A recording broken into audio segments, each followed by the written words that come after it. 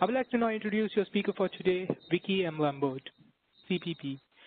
Ms. Lambert, CPP, is President and Academic Director of the Payroll Advisor, a firm specializing in the training of payroll professionals with over 4 decades of hands-on experience in all facets of payroll functions, as well as over 25 years as a national trainer and published author.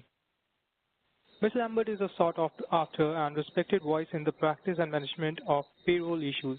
She has conducted open market training seminars on payroll issues across the United States, as well as serving as an in-house trainer for businesses such as Sun Microsystems, Fox Studios, Disney Country of Riverside, and the City of Hesperia. Ms. Lambert currently produces and presents payroll-related audio seminars, webinars, and webcasts for clients, APA chapters, and business groups throughout the country. Ms. Lambert is an adjunct faculty member at Brandman University in Southern California and is the creator of an instructor for their Practical Payroll online program, which is approved for recertification hours by the APA. Ms. Lambert, welcome to the program. We are now ready to begin.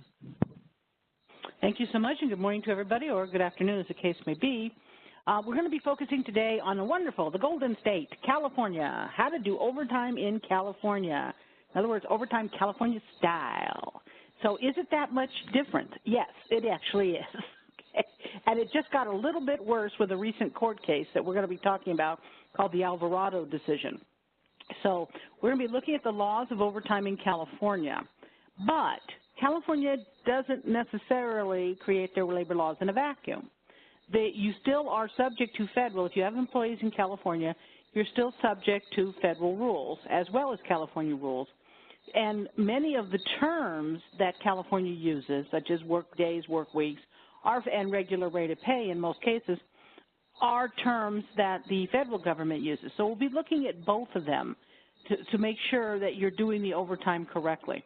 We're also going to be looking at how to do piecework or commission payments, what happens with overtime under the different wage orders, what do you do with tip credit, what about meal and rest period sanctions, how do they affect overtime, and can an employee have compensatory time off in California or do what we call make-up time instead of getting overtime.